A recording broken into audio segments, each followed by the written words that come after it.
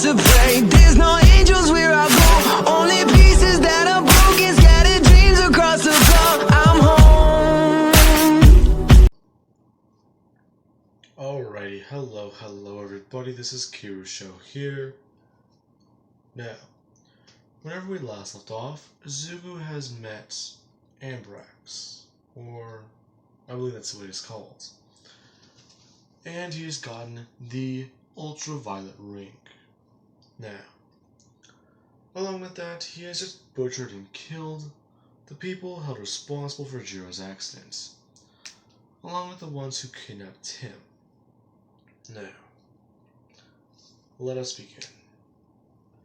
Midoriya has flown upwards into the upper atmosphere, and he is still begging for questions to be answered, wanting to know exactly what is happening. As his body would stop moving, and just bring up the ring, creating something, a mirror, looking into it. As Midoriya's body would just start saying that all your questions will be answered in due time. But you do have a very bad habit of bottling things up. In fact, it almost felt amazing to butcher those people back there. And again,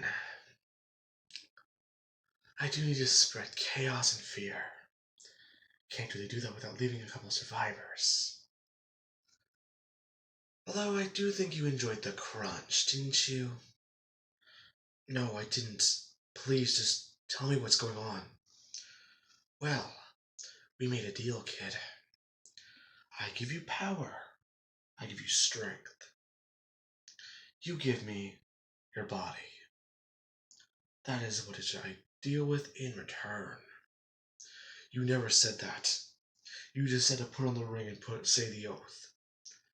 Well, I should have mentioned it in our deal then. As Ambrax continues to fly through space, telling Midoriya that he will teach him properly. For now, they must prepare. Now, with that being said, let us cut down back to the warehouse. Jiro is still there. And in fact, she's just looking around at the carnage, along with still looking upwards at the sky, clutching her bat a little tighter, and checking the area for survivors. Heroes are going to be here soon. So exactly what does that mean? She's lost her quirk, she's lost her life. She already planned on... Damn it. Her just getting angrier. She already planned on taking them down. These people just take everything from me. Even I don't get my own revenge properly. As one of the people gasps back to life, taking a deep breath and hurrying over to see them. This person, though, is very unlucky. Jiro recognizes his face. His face is not one she will ever forget. As you basically do have her seeing the guy who was holding a blade up to her ear, who is basically begging for help, and just wanting to at least be safe, know his friends are alive. Her getting a bit annoyed, and smirking, throwing the bat over her head and bashing downwards, breaking his nose and parts of his face. As over authorities and cops do arrive, she is basically seen hitting into this body, over and over again with a bat. Now, she would be taken into custody, as we'll cut back over to Midoriya, who is in deep space at this point. Them landing on a planet, and trying to find out exactly what is going on. Now, with that being said, Ambrax would just reveal to Midoriya exactly how the ring's abilities do work.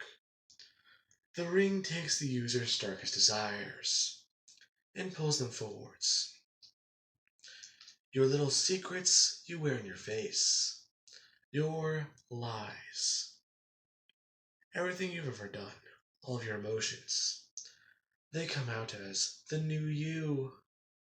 Isn't that lovely? And again, I can let you roam free of them. And let you experience what it's like whenever you just control yourself. Umbrax basically telling Midoriya that he can let Midoriya know what it's like to be overtaken by his own emotions.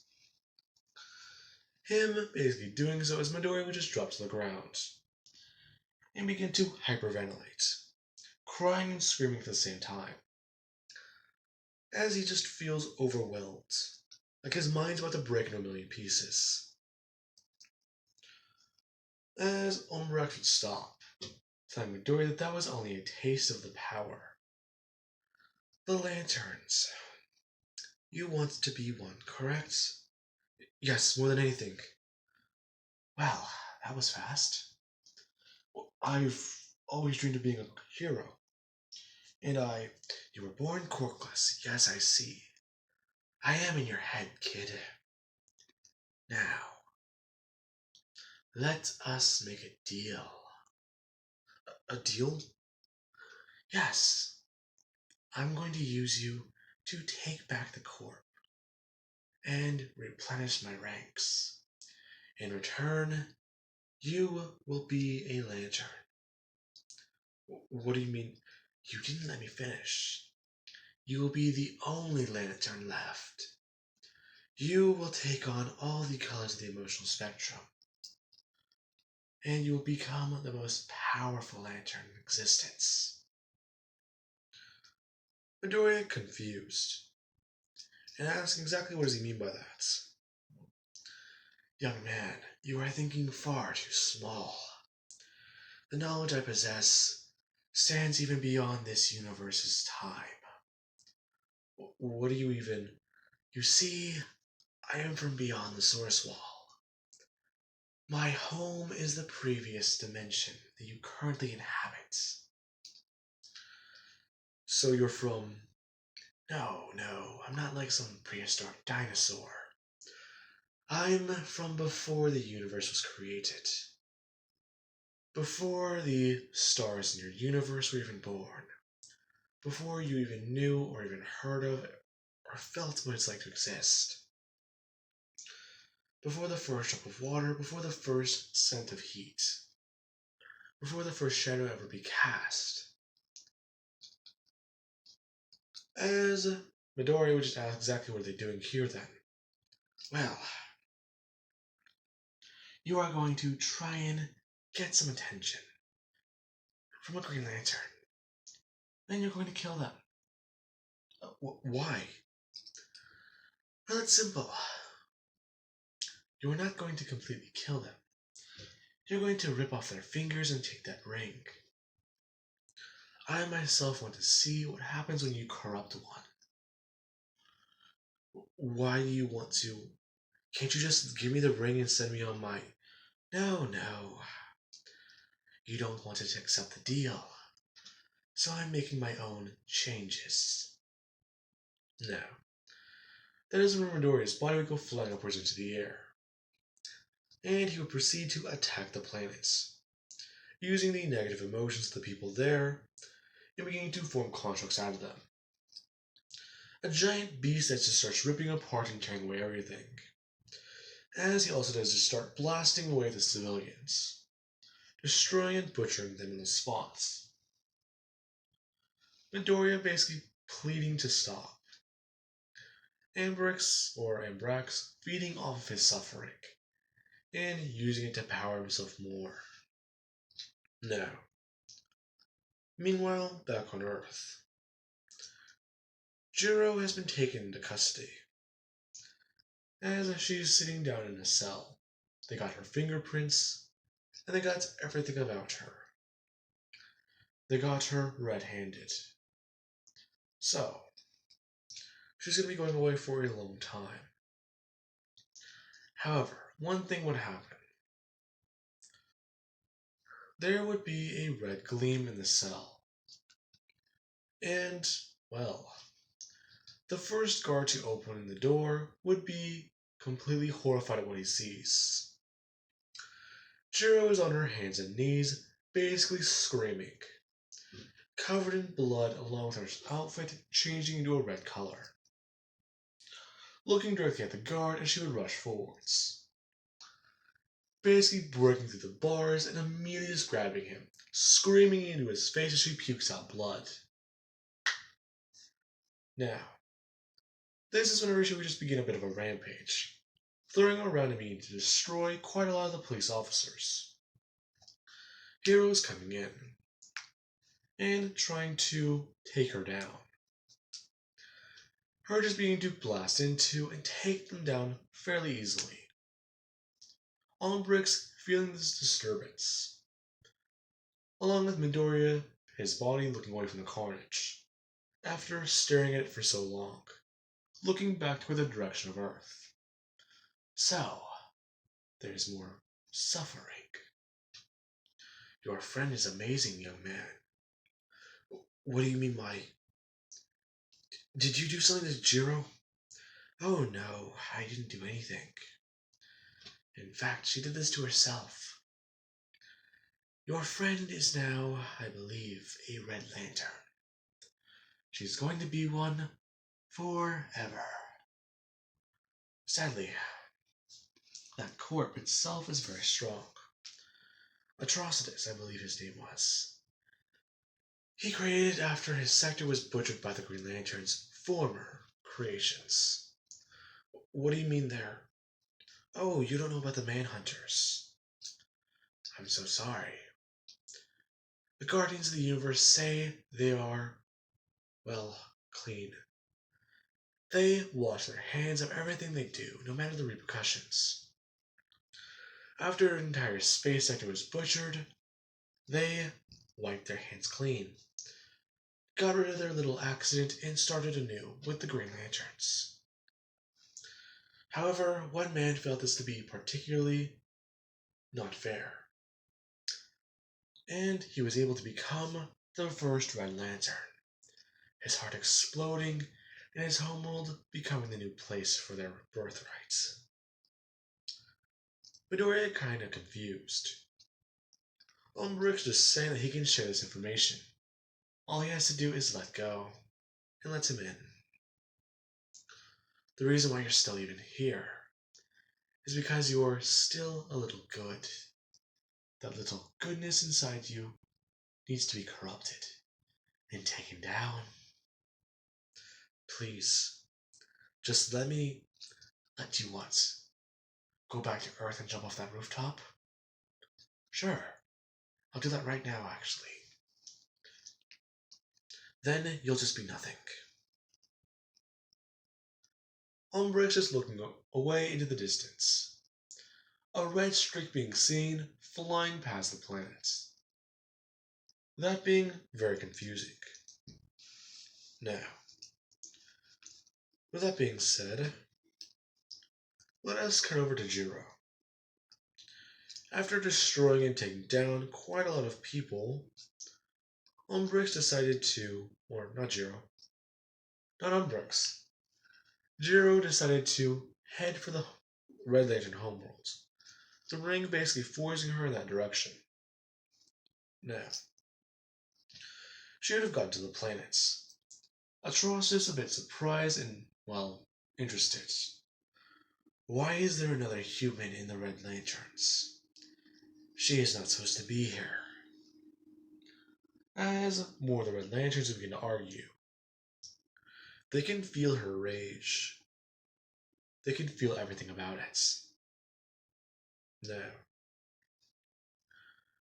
after she gets dunked into the water, or the blood pool as they can call it, totally not a ripoff of an SCP, then she would begin to come back to her senses.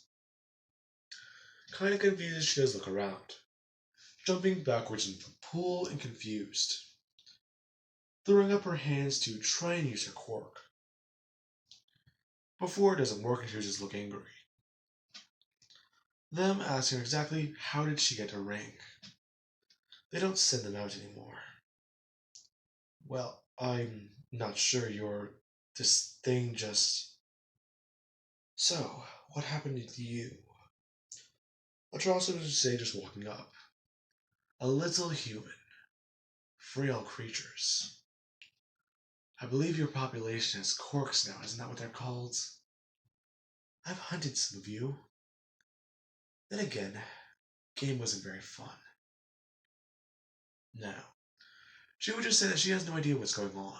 This thing just seeked her out. And it asked her a question. She said yes to it. Now, she would have said that she was told to say a couple words. She said them and she felt weird.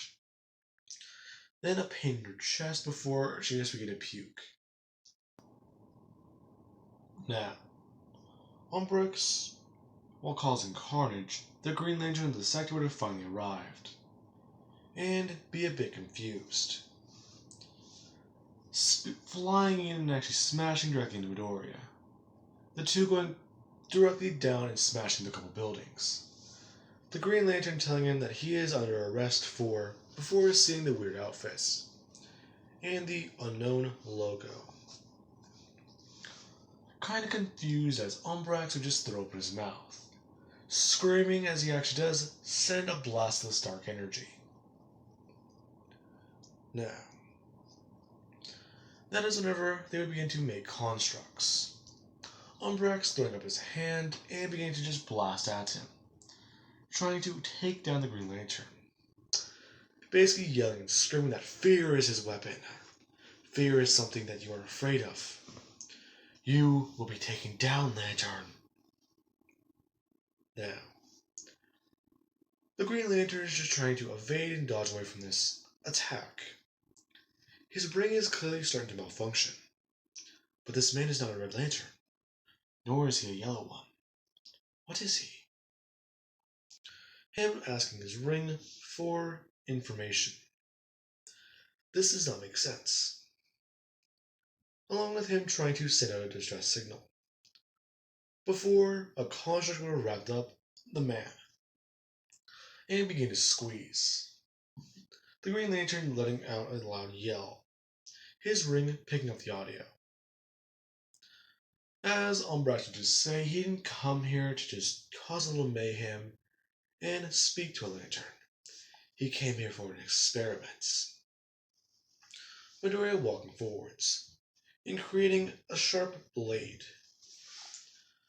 Now, Umbrax would give Midoriya, his darker side, free control.